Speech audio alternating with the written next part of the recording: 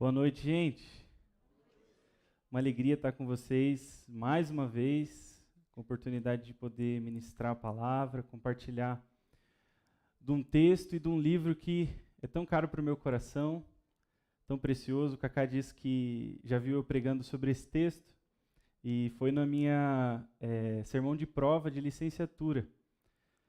Os processos lá que a gente tem na presbiteriana para você ser ordenado. E ele estava lá comigo, eu estava tremendo igual uma vara verde. Mas foi muito bom. E é bom estar aqui, poder compartilhar mais uma vez com vocês a palavra. Vocês já estão com o texto aberto aí? 1 João 1, versos 1 a 4. Abre aí junto comigo. Eu vou estar lendo na versão NAA, caso você queira mudar o seu celular aí. O texto diz assim: o que era desde o princípio, o que ouvimos, o que vimos com os nossos próprios olhos, o que contemplamos e as nossas mãos apalparam, a respeito do Verbo da vida. E a vida se manifestou, e nós a vimos, e dela damos testemunho. E anunciamos a vocês a vida eterna, que estava com o Pai e nos foi manifestada. O que vimos e ouvimos, anunciamos também a vocês, para que também vocês tenham comunhão conosco. Ora, a nossa comunhão é com o Pai e com o seu Filho Jesus Cristo.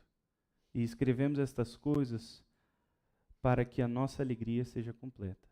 Amém? Vamos ter mais um momento de oração, irmãos? Você pode orar pelo seu próprio coração aí? Pedindo para que o Senhor te prepare. Eu sei que a gente já orou, mas eu gosto de orar bastante antes, que assim Jesus me ajuda. Vamos orar. Senhor, eis aqui a Tua palavra, tão preciosa, Senhor. Tão preciosa, Jesus, para nós, para o nosso coração, para nossas famílias, para a nossa comunidade de fé. Obrigado, Senhor. Nós queremos ouvir a Tua voz, hoje e sempre. Queremos, Deus, não apenas ouvir, mas obedecer, responder, corresponder contigo, Senhor. Não te deixar no vácuo e não se fazer de surdo, Deus, quando a gente sair daqui. A gente quer manter o nosso coração aceso com a Tua palavra que vai ser ministrada. Fala conosco, em nome de Jesus. Amém. Irmãos, então, o título dessa mensagem que dá o pontapé para essa série é A Supremacia do Evangelho de Cristo. E esse é o tema que a gente vai refletir ao longo desses 4 versículos. E a primeira pergunta que eu queria fazer para nós pensarmos nesse texto é: será que a gente compreende a centralidade do Evangelho? Será que nós compreendemos o quão importante, quão crucial é o Evangelho de Cristo? E essa pergunta ela precisa reverberar, ela precisa ecoar dentro de nós, dentro das nossas casas, das nossas relações conjugais, relações com os nossos filhos, as relações aqui na igreja, as relações com a música, com o louvor. A gente precisa se perguntar isso: será que o Evangelho é central para a nossa vida na fé? Eu creio que muito do coração de João, o apóstolo, é confrontar os irmãos aqui que eles estão recebendo essa carta para mostrar: olha, o Evangelho é tudo isso mesmo. Vocês podem depender, confiar, se firmar, se arraigar no Evangelho, porque o Evangelho é tudo isso. O Evangelho é suficiente para manter não apenas a nossa vida na fé, mas toda a existência humana. E eu creio que essa é a grande tônica que eu vejo nesses 4 versículos e como a gente vai ver ao longo de toda a carta. E a gente precisa compreender, irmãos, que fazer esse resgate da centralidade, da importância do Evangelho tem alguns motivos. Acho que o primeiro e mais óbvio dele é o fato de que a gente vive em constantes ventos de doutrinas contrários. O tempo todo. né, eles aqui, no contexto deles, a gente vai falar sobre o contexto da época, dos primeiros destinatários dessa carta, mas nós também hoje vivemos numa era digital, globalizada, onde todo mundo tem alguma coisa para dizer sobre Jesus, sobre o Evangelho, e a gente precisa voltar para a mensagem essencial, para a palavra de Deus, e perguntar qual é o Evangelho verdadeiro, genuíno, exposto na palavra. Então João ele vem com um ímpeto apologético de defender a mensagem, de defender a integridade, o conteúdo do Evangelho, mas ele também vem para mostrar que o Evangelho ele é essencial para a nossa vida. Então ele tem esse duplo propósito, tanto de defender o Evangelho quanto de pastorear, cuidar dos corações dessas igrejas, de atender as demandas e cuidar deles. E nisso tudo, nesse desejo todo, o que ele quer fazer é dizer que nós precisamos crer no Evangelho, mas nós devemos, além de crer, perseverar. Perseverar na mensagem do Evangelho, perseverar crendo. E a gente vai repetir essas duas coisas ao longo de toda a nossa mensagem aqui. E eu queria te lembrar de uma coisa, talvez esteja perguntando, poxa, Evangelho, né, mensagem da cruz, mensagem de Cristo, será que não é básico demais isso? Será que não é muito primeiras coisas isso? Eu queria te lembrar de Pedro. Não sei se você já leu em Gálatas, quando Paulo dá um puxão de orelha em Pedro. Pedro ele estava pedindo para os gentios que se converteram que vivessem como os judeus convertidos. E aí Paulo, ele conta o relato dele dizer isso para Pedro, ele diz, olha Pedro, ele fala que Pedro, né, não procedia segundo a verdade do Evangelho. Ou seja, Pedro, o apóstolo, que caminhou com Jesus, que viu o Senhor, que estava no Monte da Transfiguração, viu tudo. Ele precisou ser lembrado da mensagem do Evangelho. Ele precisou ser puxado por Paulo. Volta, cara. Você tá viajando, você está querendo criar uma cultura aí com base na cultura judaica e está misturando o Evangelho. Espera lá, vamos voltar um passo atrás. Então, se Pedro precisou ser lembrado, irmãos, nós também precisamos. E eu acho que é essa a nossa aproximação diante desse texto, é entender assim, cara, eu preciso ouvir de novo. Eu preciso ouvir de novo, eu preciso ser lembrado, eu preciso ser maravilhado de novo com essa história. E é isso que eu vejo João fazendo, né? Porque ele está fazendo um resgate do Evangelho, que é Cristo e sua obra. Mas antes da gente entrar no texto, eu queria jogar alguns pressupostos muito importantes para dar um pouco de chão, para a gente entender que tipo de carta é essa, da onde, por que ele escreveu, para quem, né? Se você bater o olho aí no verso 1, você vai ver que não tem um destinatário, né? Paulo, que é o mais proeminente escritor do Novo Testamento, ele sempre escreve ou para igrejas de uma cidade, ou para Timóteo, por exemplo, Tito, mas aqui a gente não tem isso. Então a gente, né, vem essa pergunta, para quem que é essa carta? E a gente entende que essa carta, ela não é apenas para a igreja que João pastoreava, que é Éfeso, mas é uma carta que deveria ser circular, ali na região da Ásia Menor. Depois vocês pesquisem aí, Ásia Menor, vocês vão ver o mapinha, é um pouquinho para cima de Jerusalém ali, mas é no mundo greco-romano, e é as igrejas que Apocalipse cita, as 7 igrejas, Éfeso, Esmirna, Pérgamo, Tiatira, Sardes, Filadélfia e Laodiceia. Então essa carta, a gente entende que ela é escrita para Éfeso, mas ela não é só para ficar em Éfeso, onde João pastoreava, ela devia circular. E a gente vê isso no contexto da escrita de João, mas também pelo fato de João, que escreveu o Apocalipse, ter, né, esse cuidado com essas igrejas, e enfim. A gente entende também que essa carta ela foi escrita após o 4º evangelho, que é o evangelho de João, e isso está ali entre 80 e 85 depois de Cristo.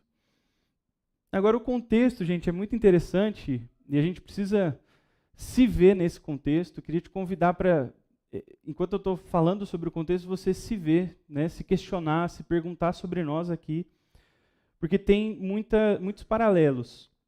O que acontece é que o evangelho se espalhou, né, por todo o Império Romano, por causa da perseguição sofrida em Jerusalém, e daí eles se espalham, a diáspora e tal. E esse mundo, ele é muito diverso culturalmente, o mundo greco-romano. Haviam várias religiões, filosofias, pensamentos dominantes, e o evangelho avança para esses lugares, e o que acontece é que há um choque. Heresias, então, começam a surgir a partir desse choque, com a colisão da cosmovisão cristã e a cosmovisão pagã. Inclusive, Paulo, quando ele está de saída da cidade de Éfeso, em Atos 20, ele diz o seguinte, presta atenção, eu vou ler aqui. Eu sei, Paulo dizendo, que depois da minha partida aparecerão no meio de vocês lobos vorazes que não pouparão o rebanho. E que até mesmo entre vocês se levantarão homens falando coisas pervertidas para arrastar os discípulos atrás de si. Portanto, vigiem, lembrando que durante 3 anos, noite e dia, não cessei de admoestar com lágrimas cada um de vocês. Então ele está falando do contexto de heresias, de falsos mestres se levantando nas comunidades, com as suas falsos ensinos, falsos evangelhos, falsos cristos e uma falsa vida cristã. E aí, gente, a gente precisa perceber que hoje não é nem um pouco diferente.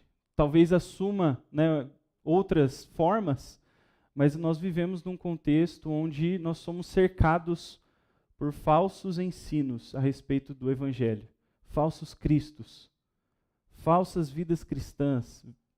E a gente precisa voltar, então, para a mensagem essencial do evangelho que os apóstolos pregaram. Então, o propósito aqui dessa carta é lembrar os filhinhos de João, como ele fala carinhosamente, da mensagem que eles ouviram desde o princípio. E essa mensagem que eles ouviram desde o princípio é o que ele cita no capítulo 2, verso 24. Então, ele está relembrando daquilo que ele já disse, né? Como eu falei, carta circular para igrejas já estabelecidas. Então, ele está falando com crente. Está falando com igrejas estabelecidas, com crentes que já tinham ouvido a mensagem do evangelho. Então, um dos propósitos dele é lembrar, olha, lembra do que eu disse lá no princípio, quando você creu a primeira vez. A mensagem é essencial. E aí nisso ele está fazendo no ímpeto de edificar os crentes e de defender o evangelho daqueles que ele vai chamar depois, do capítulo 2, de anticristos. E depois o Kaká vai explicar para vocês isso aí. E a gente vai ver as heresias no desenvolvimento do sermão, mas em resumo, gente, o que acontece é essa mistura. Eles interpretavam o cristianismo em termos do pensamento filosófico dominante. E começavam a introduzir elementos estranhos à mensagem cristã, destruindo sua identidade singular. Isso é muito fácil de acontecer, gente. Muito fácil. Talvez não, com certeza isso em alguma medida acontece conosco hoje. Talvez tenha alguma coisa sobre a fé aí dentro do teu coração que você está certo. Não, minha avó disse aquilo outro, eu lembro. E aí você creu naquilo e aquilo está dentro de você já. Mas pode ser que esteja deturpado. Então o ímpeto sempre de relembrar os ouvintes da mensagem que eles ouviram no princípio, quando eles creram. Tem uma coisa importante nessa carta que tem um paralelo muito forte com o Evangelho. Vocês lembram como é que começa o Evangelho? Vocês lembram, a gente leu, né? Ele fala sobre a divindade de Cristo, certo? Ele começa o Evangelho falando sobre a divindade de Cristo. No princípio era o Verbo. E esse tema de mostrar Jesus de Nazaré como o Deus que era desde o princípio, ele vai percorrer durante todo o quarto Evangelho. Então, o que é isso? Isso é Senhor amado. Isso é um recurso linguístico. Né? Ele começa o Evangelho falando sobre a divindade de Jesus, e a gente vê que o quarto Evangelho em si como um todo, ele fala muito sobre como Cristo é Deus. Ele sempre está atestando isso. Essa é a grande mensagem do Evangelho de João. E aqui a gente vê o mesmo recurso. Dessa forma, os primeiros 4 versículos, eles começam falando sobre o Evangelho. E é isso que vai acontecer ao longo de toda a carta. O Evangelho vai ser pincelado de cabo a rabo para dizer algo, né? O centro é o Evangelho. E a gente vai ver, especialmente hoje aqui, nesse nosso sermão, o conteúdo, o propósito e os frutos do Evangelho.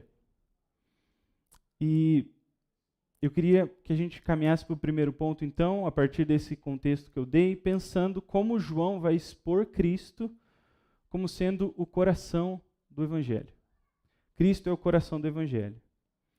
Então, primeiro ponto, sem Cristo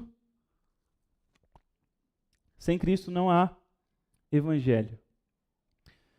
Queria que você batesse seu olho no verso 1, quando ele diz o que era desde o princípio.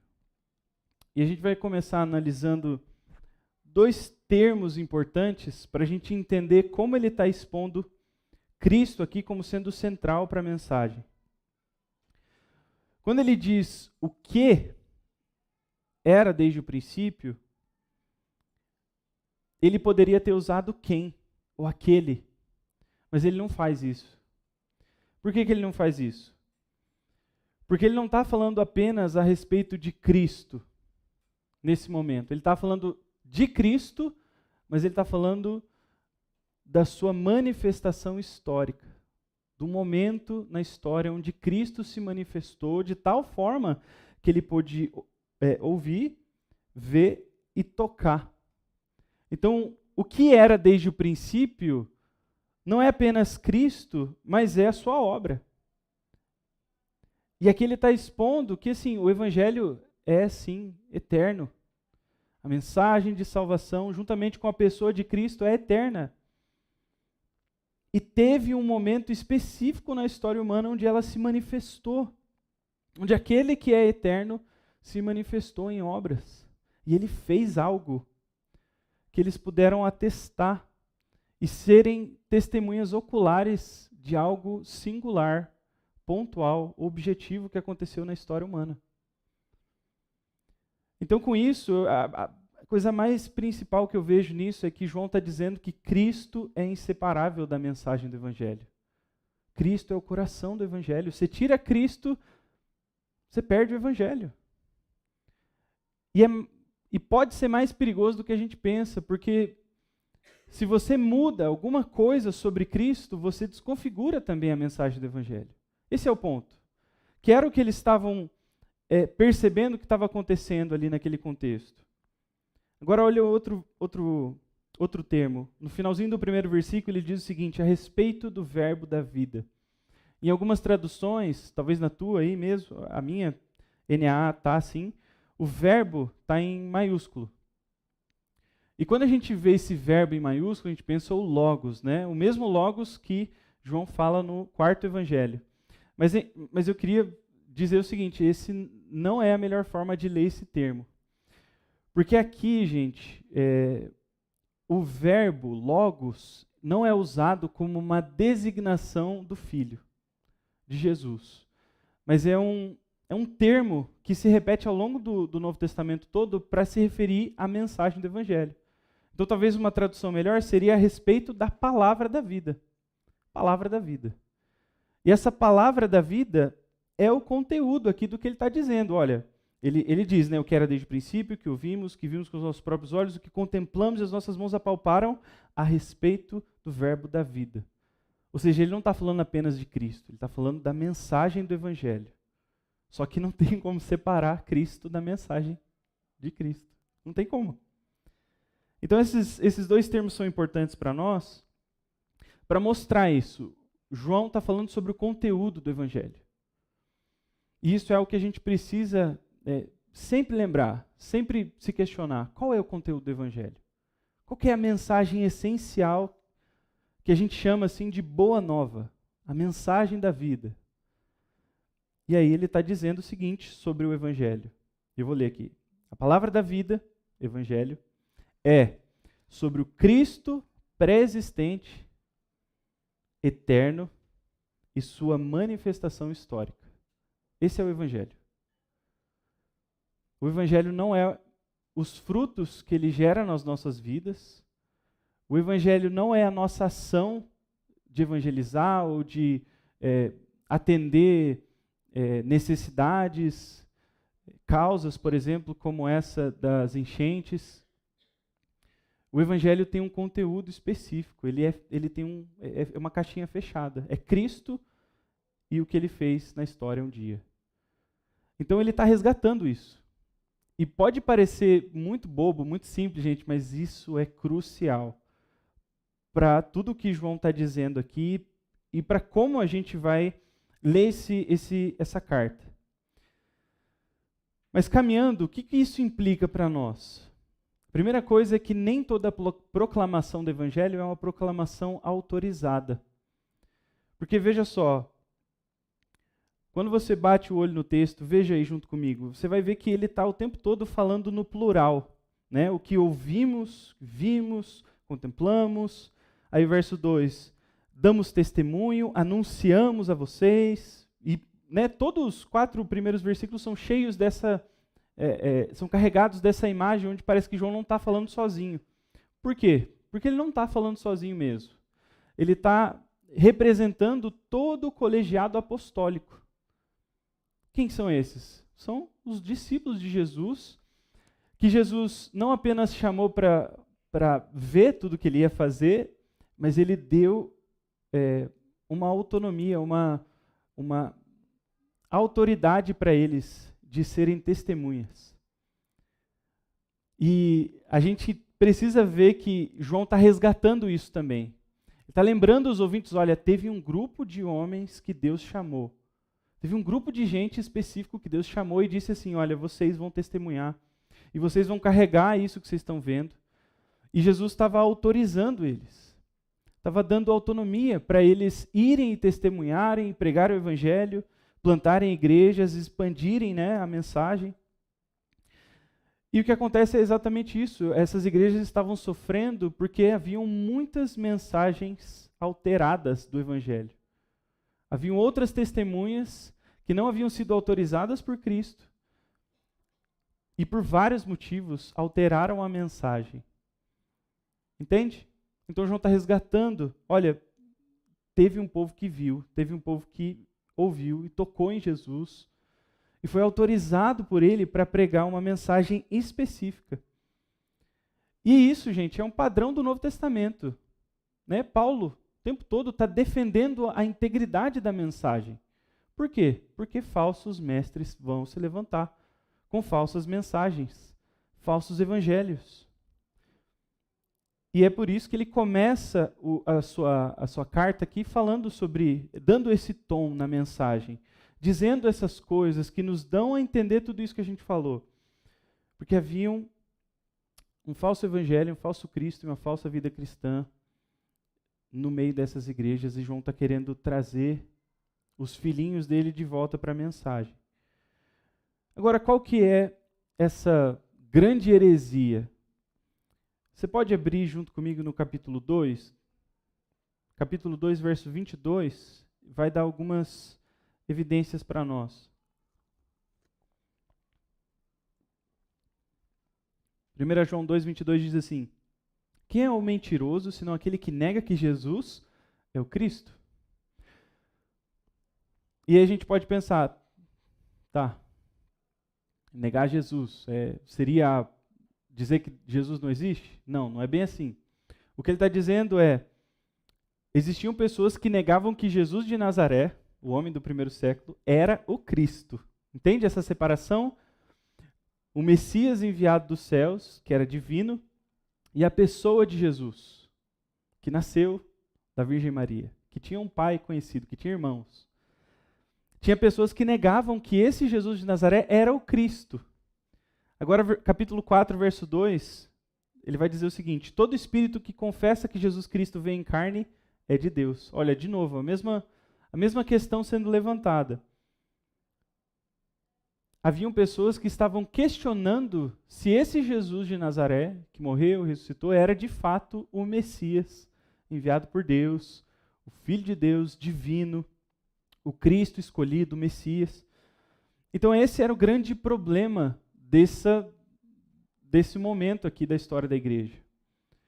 E isso vai se alastrar até o século II e vai se formar num bloco de pensamento chamado gnosticismo. Aqui nesse momento a gente vê esse pensamento começando a nascer, de forma embrionária.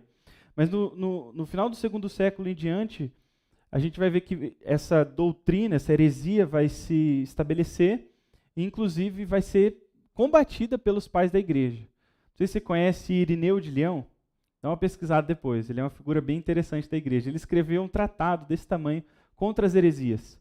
Ele expõe a doutrina gnóstica e ele traz o povo de volta para a mensagem do evangelho, recapitulando toda a história da humanidade em Jesus, para mostrar, olha, Jesus é o cumprimento de tudo, Jesus é o centro da ação de Deus no mundo.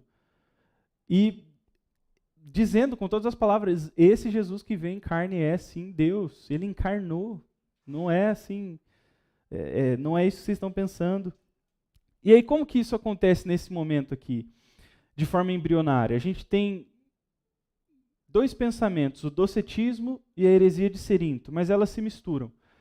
Em suma, eles acreditavam o seguinte: Jesus de Nazaré foi chamado por Deus, e aí ele caminhou até o momento do batismo, e no batismo o Cristo desceu sobre o Jesus de Nazaré, e aí aconteceu tudo o que aconteceu, o ministério de Jesus e tal, mas na cruz, quando Jesus foi ser crucificado, esse Cristo, essa divindade se separou. Entende o problema? Esse dualismo de matéria, mal, ruim, e espiritual, divino, bom. Ou seja, assim, não pode misturar. Por quê? Porque matéria é ruim. E essa vai ser a grande... o resumo desse gnosticismo, que é esse dualismo entre o mundo material e o mundo espiritual. E aí isso se mistura nesse momento da igreja, e eles começam a ter dúvidas sobre Cristo. Será que Jesus foi esse mesmo divino?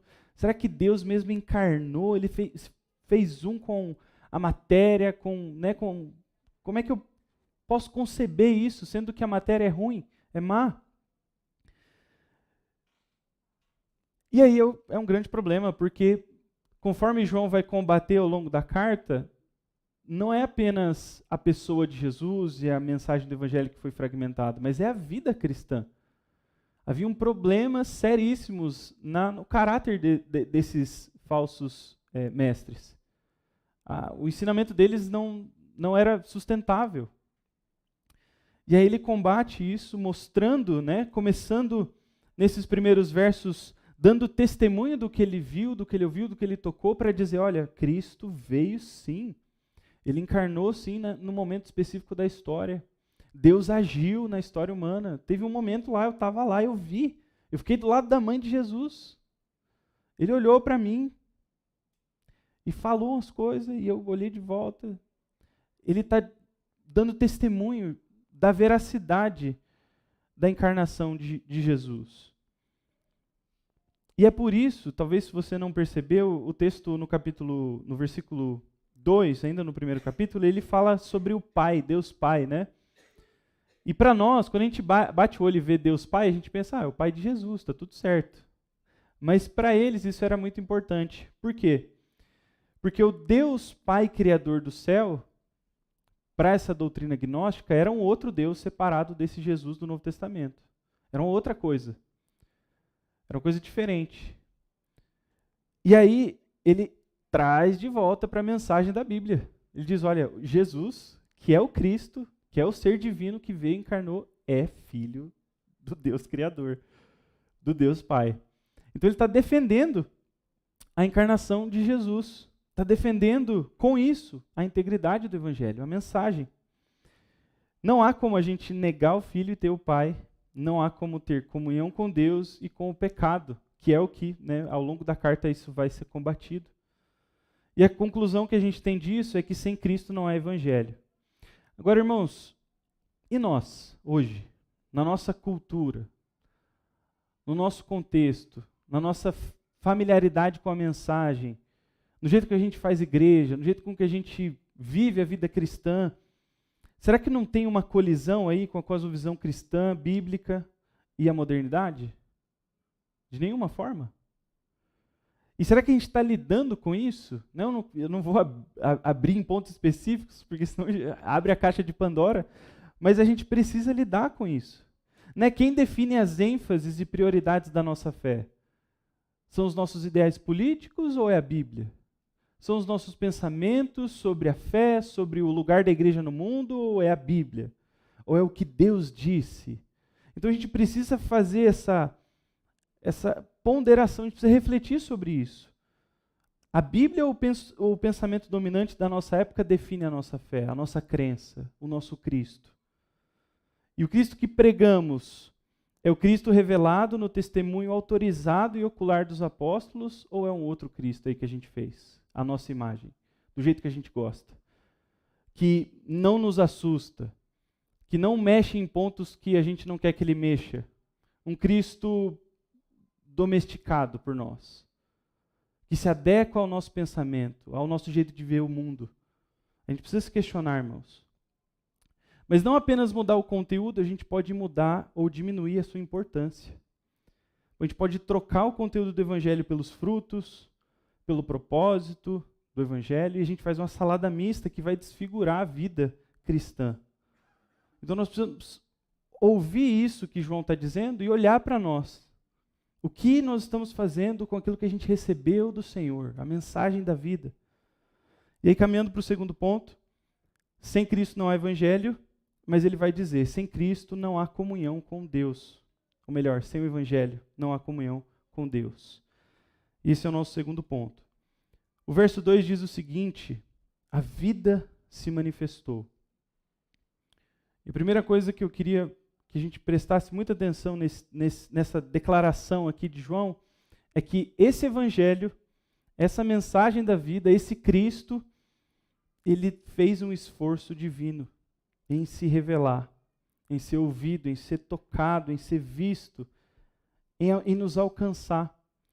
E essa manifestação, ela é um primeiro passo. E esse primeiro passo não é nosso, é de Deus. Deus se revelou. Deus fez as coisas de tal forma que a gente pudesse ouvir, tocar e ver. Deus fez isso. E Deus, né, quando Cristo se revela, o que acontece é que ele vai também revelar o Pai. E esse é um eco do quarto evangelho, que vai, né, sempre reverberar essa verdade. Cristo é o resplendor da glória de Deus, é a exata expressão do seu ser. Como Jesus disse, quem vê a mim vê o Pai. Então Deus está se revelando nesse momento da história ali. E João lembra isso, resgata isso. Olha, foi Deus que se revelou, foi Deus que deu esse passo até nós. E isso é importante, gente, porque sem a autorrevelação de Deus, o que nós vamos entender com isso é que nós não teríamos condições de conhecê-lo.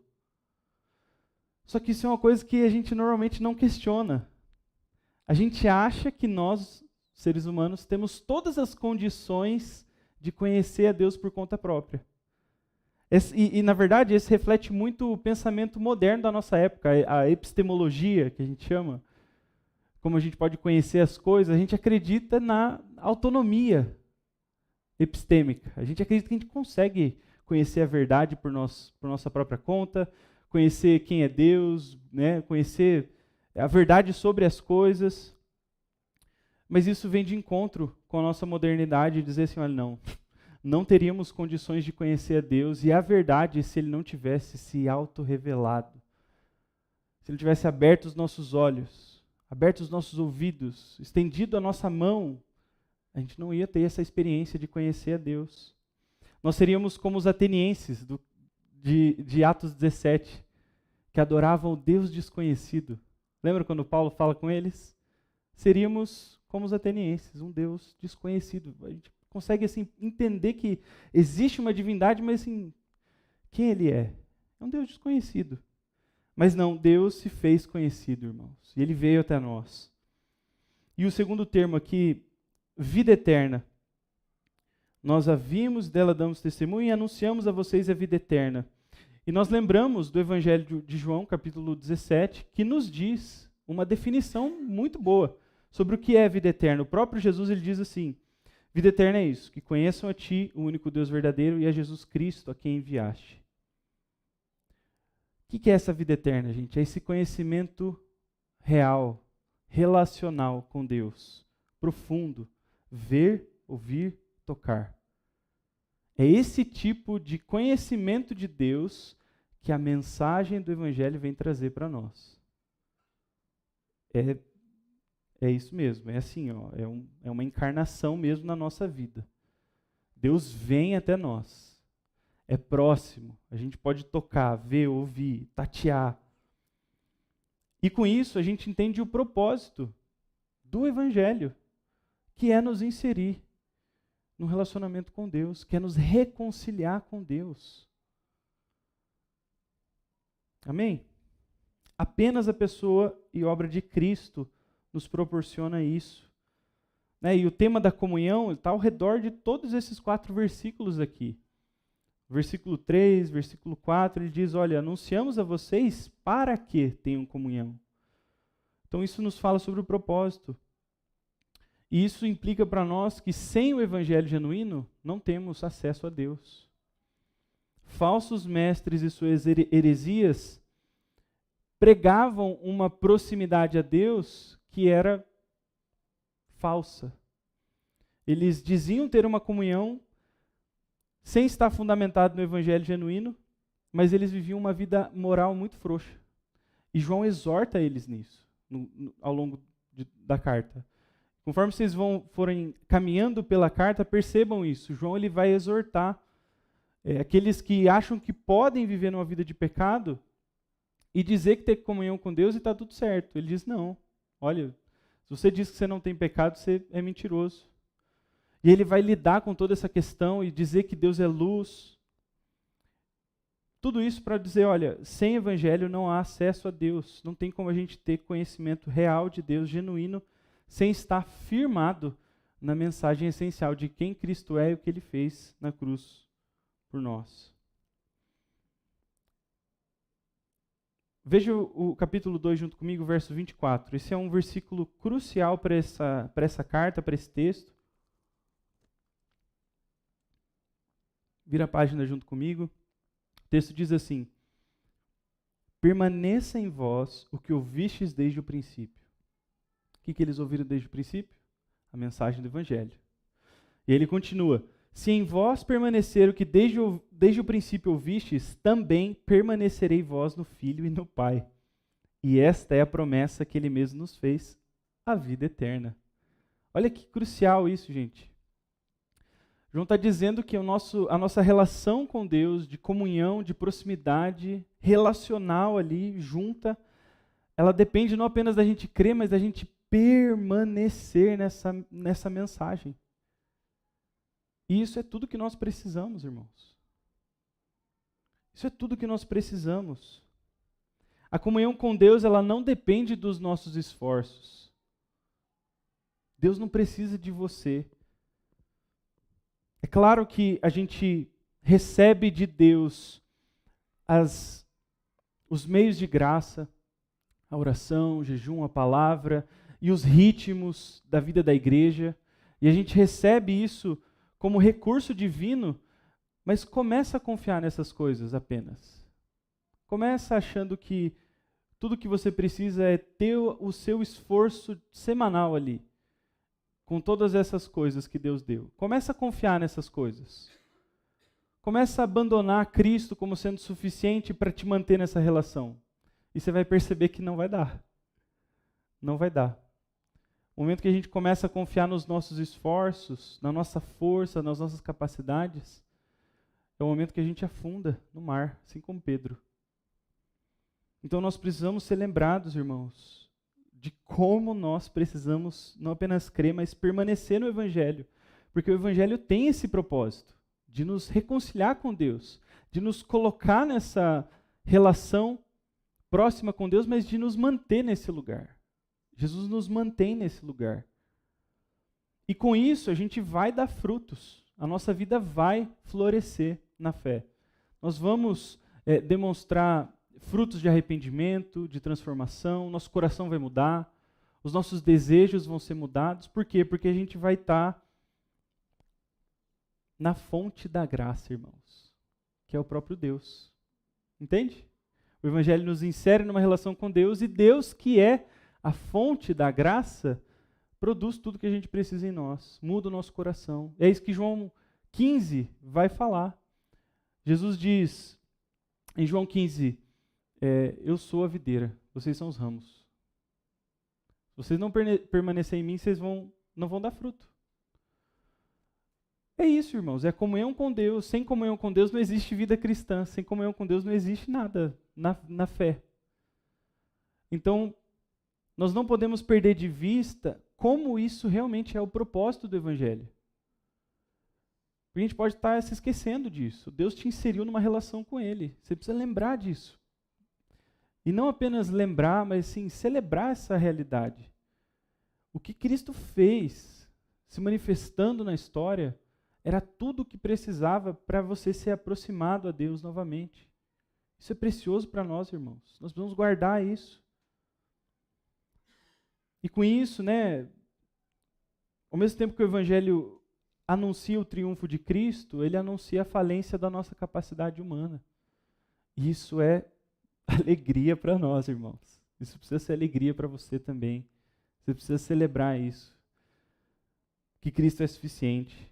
E com isso a gente dá passos para fugir de uma espiritualidade ensimesmada, emocional, subjetiva, circunstancial, que depende de um monte de coisa estar certinho para a gente conseguir ter comunhão com Deus. Não, é só Cristo. Cristo é suficiente. E o que Ele fez é suficiente.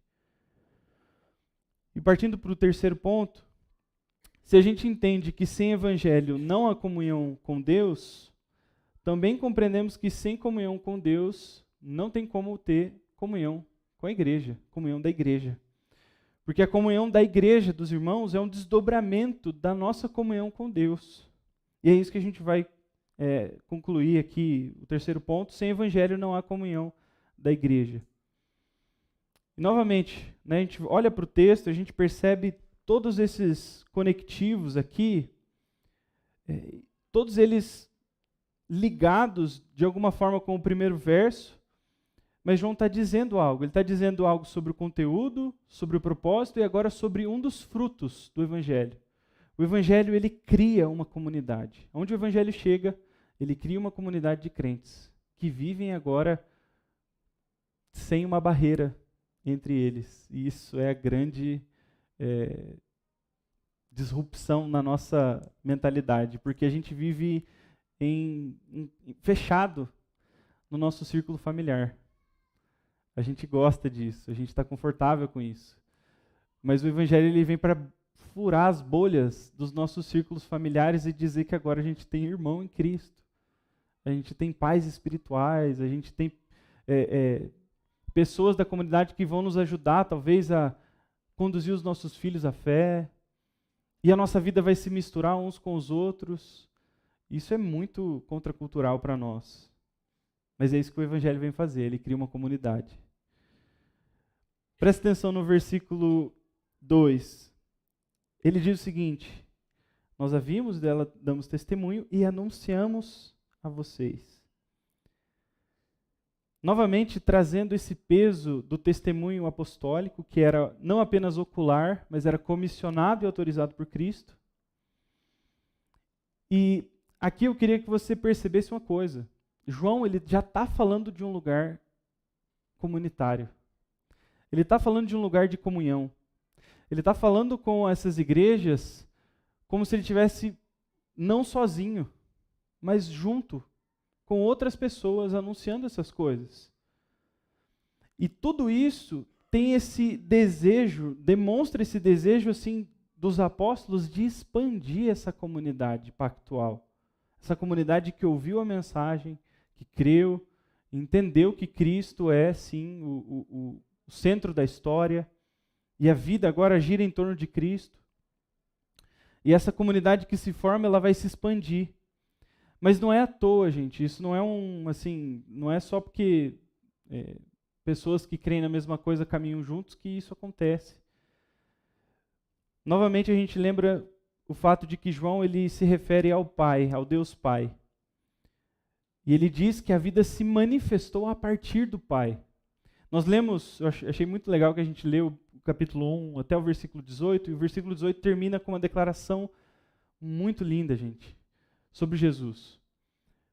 O texto diz que Jesus estava no seio do Pai, quando ele foi manifestado. Ele foi revelado a nós a partir desse lugar de comunhão com Deus. É interessante que essa palavra no seio do Pai, não é se ele estava lá junto com o Pai sentado numa cadeira do lado. Não, ele estava no seio do Pai, estava junto do Pai. Ele estava experimentando a comunhão trinitária por toda a eternidade. Então nós vamos enxergar que Deus, o Pai de Jesus, a Trindade, estava em comunhão desde a eternidade. E o momento de encarnação de Jesus, o que acontece é que a Trindade quer expandir essa comunidade, essa alegria que eles vivem eternamente. O Pai está dando algo de valor. O Pai está perdendo para que a gente pudesse ganhar. O Pai está se fazendo pobre para nos enriquecer. E tudo isso para nos incluir nesse círculo da comunhão trinitária. Os apóstolos entenderam isso e agora eles estão fazendo o mesmo. Olha, a gente vai anunciar por quê? Por quê? Porque a gente quer que vocês participem dessa comunhão trinitária, comunhão com Deus. Então esse é o desejo, esse é um dos frutos do Evangelho. E esse amor fraternal que a igreja exige, e aí é diferente de meramente participar da comunidade, mas viver a comunidade, é amar uns aos outros, é amar com um amor que é sacrificial, é amar perdendo para que o outro ganhe. Esse tipo de amor, gente, ele é um amor exclusivo do Evangelho. Nada gera isso daqui. Dá uma olhada no capítulo 3, do versículo 14. Ele vai dizer o seguinte: nós sabemos que já passamos da morte para a vida porque amamos os irmãos. Quem não ama permanece na morte. Olha só que pesado isso, gente. Ou seja, quem não tem esse amor sacrificial, pode ser que não tenha crido, nascido de novo, não tenha experimentado a transformação da morte para a vida. E o versículo 9 a 11, um dos mais importantes também, ele diz o seguinte: nisto se manifestou o amor de Deus em nós, em haver Deus enviado o seu Filho unigênito ao mundo para vivermos por meio dele. Nisto consiste o amor, não em que nós tenhamos amado a Deus, mas em que ele nos amou e enviou o seu Filho como propiciação pelos nossos pecados. E diante disso, João conclui: amados, se Deus nos amou de tal maneira, nós também devemos amar uns aos outros. Entende que quem não está olhando para o Evangelho, que revela o amor de Deus, não vai conseguir amar como Deus. Não vai dar certo. Você não vai aprender a amar o seu irmão olhando para si mesmo. Você não tem tudo isso, não. Olhando, não, o meu vínculo familiar é muito bom, assim, a gente se dá muito bem, a gente, vive, glória a Deus, mas isso não é tudo que você precisa para viver em comunidade. Pelo menos a comunidade cristã. Porque o que a comunidade cristã exige de nós, gente, é muito. Porque João, ele exige de nós, dessas igrejas aqui, de nós, um amor sacrificial. É um amor que quando você dá a ele, você perde alguma coisa. Você já se perguntou aí, você está perdendo alguma coisa nas relações aí da igreja? Quando você está indo em direção a alguém aqui que você conhece ou que chegou agora, você está sacrificando alguma coisa? Você perde alguma coisa?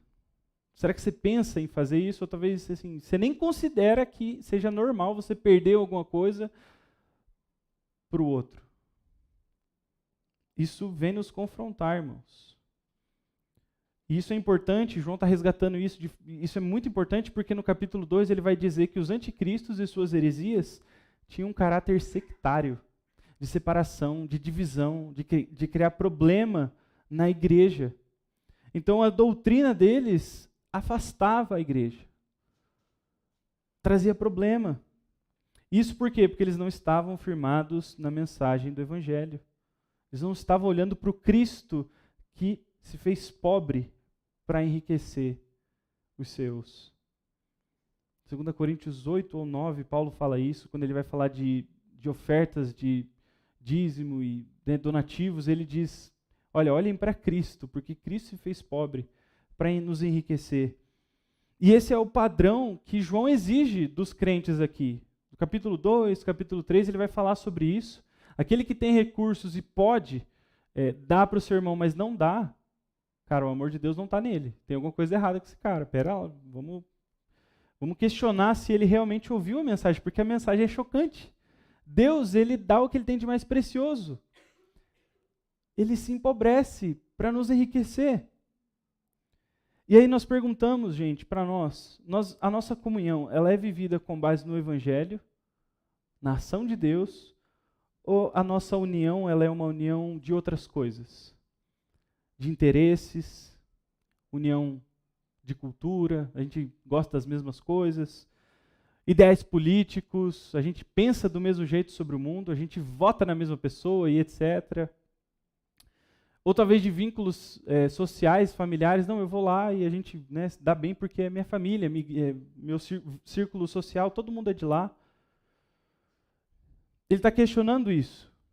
Nós precisamos, claro, isso tudo são coisas que ajudam a gente a falar a mesma língua, por exemplo, é bom. Não daria para a gente viver uns com os outros aqui se cada um falasse uma língua diferente.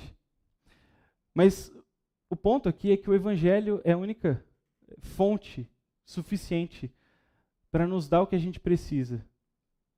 Essa fonte de amor sacrificial. E aí quando tiver difícil você amar aquele irmãozinho, você não tem que olhar para outros lugares senão para Cristo.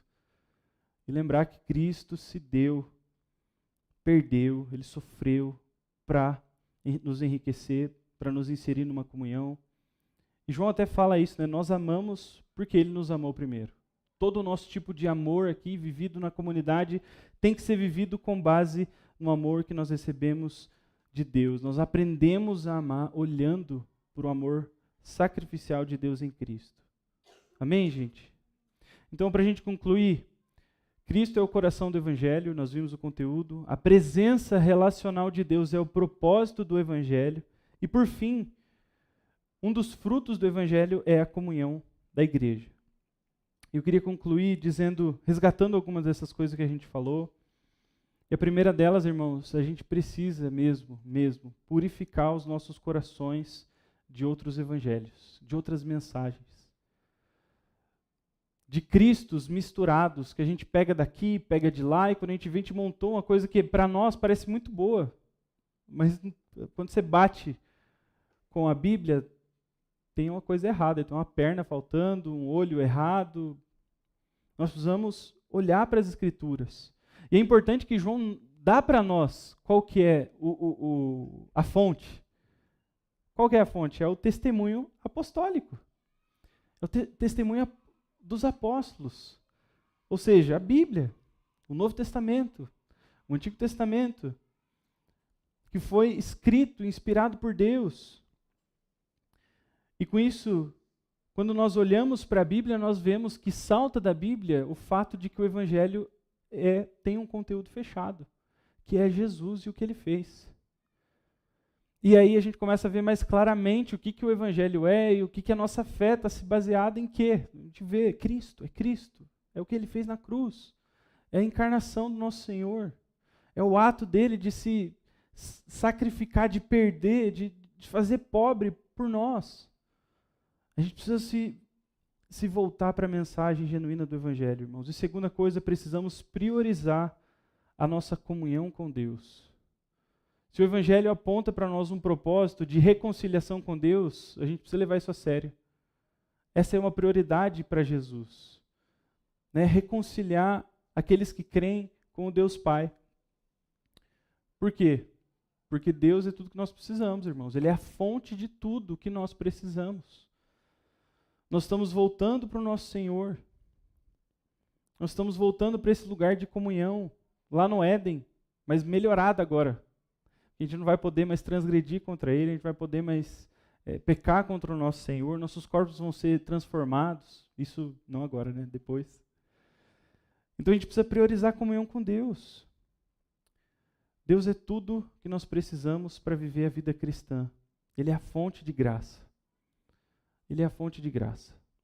E a última coisa, precisamos olhar para Deus enquanto a gente tenta viver a vida em comunidade. Precisamos olhar para Deus. Precisamos olhar para os nossos irmãos e o nosso coração está inflamado com o que Deus fez, com a perda de Deus, com o sacrifício de Deus, com o amor sacrificial de Deus. E quando a gente vive arraigado nesse amor de Deus, irmãos, vai ser fácil a gente perder. Vai ser fácil a gente dizer, não, eu não vou fazer o que eu quero fazer hoje porque eu vou visitar esse irmão que está precisando. Eu queria ter esse dinheiro aqui, guardar para comprar tal coisa, mas não vou, eu vou dar para o meu irmão que está precisando. Eu vou viver a vida em prol dele, eu vou, sabe?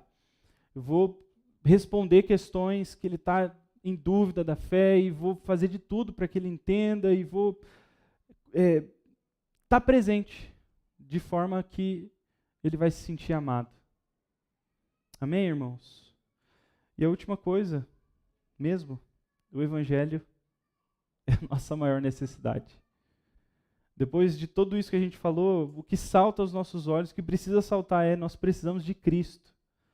Precisamos entender quão crucial é o Evangelho para nós. Para tudo, para a nossa vida como um todo. E o Evangelho, gente, é suficiente, é completo. Nós não vamos precisar de um Evangelho de mais algumas coisas. A gente não precisa do Evangelho de mais uma outra pensamento aqui sobre tal coisa. Não, o Evangelho é suficiente. Pode confiar. A mensagem essencial de quem Cristo é, o que Ele fez, é suficiente para nós.